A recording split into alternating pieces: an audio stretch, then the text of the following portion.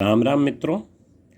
आज मैं आपको और भी स्पष्ट प्रमाण दूंगा कि श्री राम ने सीता का परित्याग नहीं किया था, मतलब उन्हें वन नहीं भेजा था, और ना ही शंभू का वध किया था, क्योंकि ये वाल्मीकि रामायण के पार्ट नहीं हैं। ये बाद में किसी और ने लिख दी है। अब आप मेरे साथ बने रहें और देखें। ये आप विषय सूची देख रहे हैं। यहाँ पर बालकांड खत्म हो रहा है, ये 77वां सर्ग है, और ये अयोध्या कांड शुरू हो रहा है, ये पहला सर्ग है।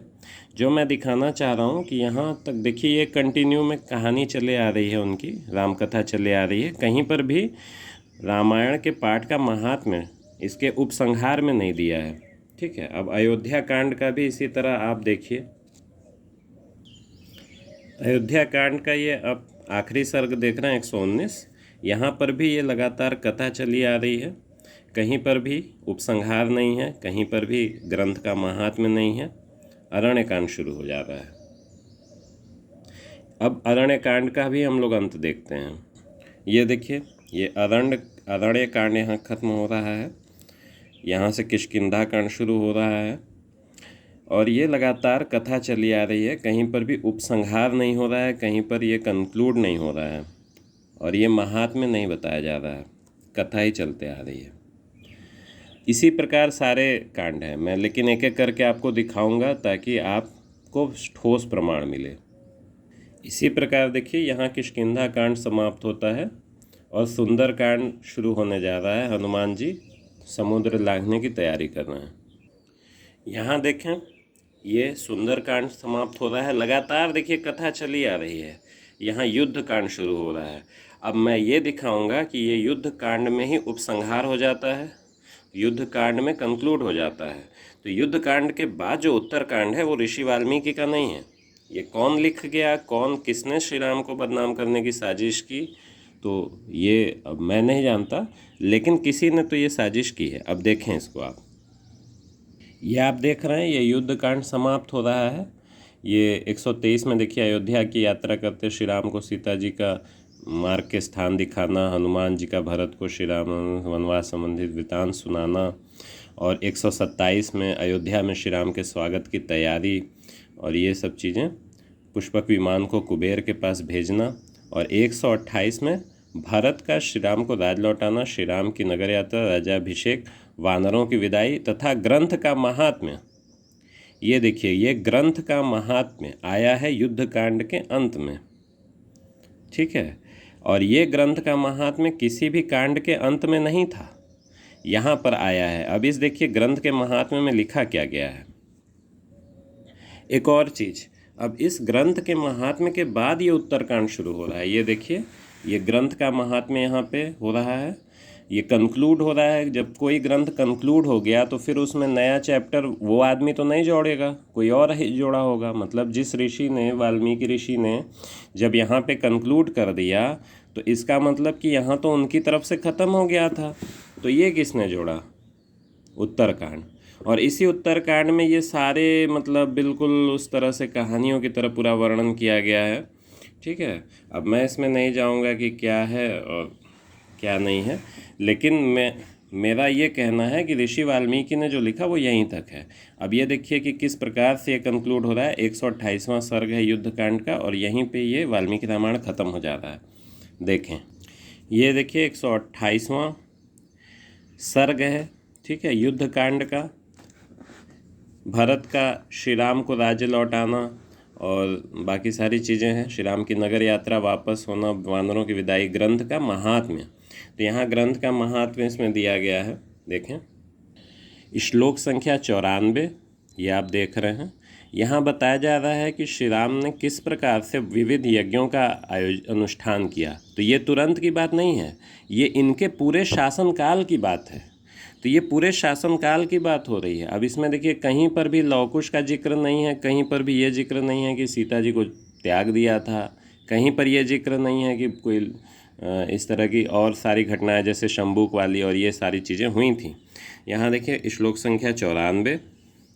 ठीक है, श्लोक संख्या 95 देखिए, इसमें भी यही सारी चीज़ें बताई गई हैं। श्लोक संख्या 96 देखिए, ये भी श्री राम का पूरा लक्षण बताया गया। अच्छा हाँ, एक और चीज़ देखिए, उत्तरकांड में लिख दिया गया है कि श्री राम ने लक्ष्मण को त्याग दिया, जबकि यहाँ पे स्पष्ट लिखा है कि लक्ष्मण अनुचरो रामः शशास पृथ्वी मिमाम। मतलब लक्ष्मण को साथ लेकर श्री राम ने इस पृथ्वी का शासन किया। लक्ष्मण को साथ लेकर श्री राम ने पृथ्वी का शासन किया। श्लोक संख्या 96। तो ये पूरे उनके शासनकाल की बात हो रही है। और देखिए राम राज्य के लक्षण बताए जा रहे हैं। 97, श्लोक संख्या 98, श्लोक संख्या 99। संपूर्ण जगत में कहीं चोरों लुटेरों का नाम नहीं सुना जाता था, कोई अनर्थकारी काम नहीं करता था, और कोई अल्पायु नहीं होता था। बूढ़ों को बालकों का अंत्येष्टि नहीं करना पड़ता था, यानी कोई भी अल्पायु नहीं होता था, सब लोग दीर्घजीवी थे। ठीक है, इसी तरह से ये सारी चीज़ें देखिए, ये सारा ये श्लोक संख्या 100, श्लोक संख्या 101, ये 127वां सर्ग है युद्धकांड वाल्मीकि रामायण का, बिल्कुल प्रमाण के साथ मैं बात कर रहा हूँ। और ये देखिए श्लोक संख्या 102, श्री राम के राज्य में प्रजा के भीतर केवल राम नाम की ही चर्चा होती थी, श्री राममय होता था। इसी तरह से ये सारे राम राज्य के लक्षण बताए गए हैं। ठीक है, और ये श्लोक संख्या 107 देखें। यह ऋषि प्रोक्त आदि काव्य रामायण है, जिसे पूर्व काल में महर्षि वाल्मीकि ने बनाया था। यह धर्म, यश और आयु की वृद्धि करने वाला और राजाओं को विजय देने वाला है।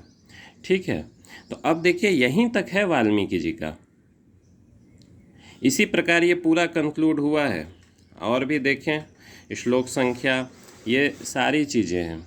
ये 112 देखें, यहाँ पर महात्म्य है ग्रंथ का। 113 देखें, 114 देखें। ठीक है, ये सारा महात्म्य है। 115 देखें। ठीक है, 117 देखिए। ये जो इस प्राचीन इतिहास का पूजन, देखिए यहाँ पर भी इसको प्राचीन इतिहास कहा गया है। तो ये कोई कथा नहीं लिखी गई है, ये कोई कल्पना नहीं है। ये चीज़ भी यहाँ पे क्लियर किया गया है कि जो इस प्राचीन इतिहास का पूजन और पाठ करता है वो सब पापों से मुक्त होता है और दीर्घायु होता है। अब ये देखिए, जो इस संपूर्ण रामायण का श्रवण और पाठ करता है, श्लोक संख्या 119। मैं एक बार फिर से बता दूं, 128वां सर्ग है ये। ठीक है, युद्धकांड का 128वां सर्ग, श्लोक संख्या 119 देखिए। जो नित्य इस संपूर्ण रामायण का श्रवण एवं पाठ करता है उस पर सनातन विष्णु स्वरूप श्री राम सदा प्रसन्न रहते हैं। अब बात यह है कि संपूर्ण रामायण खत्म हो जाती है युद्धकांड पर। ये देखिए, मैं आपको दिखा दूं, कोई यहाँ पे ये नहीं है कि इस तरह की बात हो कि जो है ये युद्धकांड है।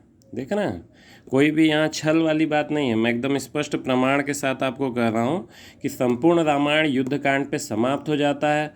और जब संपूर्ण रामायण समाप्त हो जाता है तो Uttarakanda is not a part of Ramayana. संपूर्ण रामायण मतलब ये उसका कोई भी हिस्सा नहीं है। और ये एकदम इस चीज़ को मन से निकाल दीजिए कि श्री राम ने सीता को क्यों त्यागा था। कोई जस्टिफाई करने की ज़रूरत नहीं है। कोई आपसे पूछे तो आप कह दीजिए कि ऐसा कुछ नहीं हुआ था। उत्तरकांड बिल्कुल किसी साजिशकर्ता ने जोड़ दिया। हमारे यहाँ गुरु शिष्य की परंपरा है, जिसने अपने शिष्यों को रटा दिया होगा। आज आप देख रहे हैं कुछ ऐसे प्रोफेसर्स हैं, वो अपना किस तरह का नैरेटिव अपने स्टूडेंट्स को पढ़ाते हैं। तो इसी तरह के समझिए किसी प्राचीन प्रोफेसर की ये करतूत है। इसने जोड़ दिया। किसी भी ग्रंथ में कुछ जोड़ना बहुत आसान है, उसको हटाना बहुत कठिन होता है। ठीक है, वही चीज़ आज भी है कि कोई कानून अगर बन जाता है तो फिर उसको हटाना मुश्किल होता है। तो वही चीज़ है कि उत्तरकांड ये जोड़ दिया गया है, इसको हटाना कठिन है, लेकिन ये रामायण का पार्ट नहीं है। संपूर्ण रामायण आपका यहीं समाप्त हो जाता है, जहाँ कहा जा रहा है 125 में ये काव्य आयु आरोग्य यश और भ्रातृ प्रेम को बढ़ाने वाला है। ये सारी चीज़ें हैं, ये पूरी एक साजिश थी श्री राम के खिलाफ, सनातन संस्कृति की जड़ों को कमज़ोर करने की। कि ये दिखाया जाए कि श्री राम कितने कठोर हृदय के थे कि उन्होंने सीता जी को, और वो भी गर्भावस्था में, वन में भेज दिया। मतलब कि कितने हृदयहीन थे। उन्होंने अपने भाई लक्ष्मण को, जिन्होंने कदम कदम पे साथ किया, उन लक्ष्मण को उन्होंने हटा दिया। ठीक है, तो ये दिखाने का मतलब एक प्रयास किया जाता है। और यहाँ देखिए लवकुश कहीं पर भी संस्कृत में नाम नहीं आया है, इन्होंने ये अपना इन टीकाकार ने लिख दिया है। तो लवकुश का भी कोई उल्लेख नहीं है। ठीक है, वीडियो देखने के लिए धन्यवाद।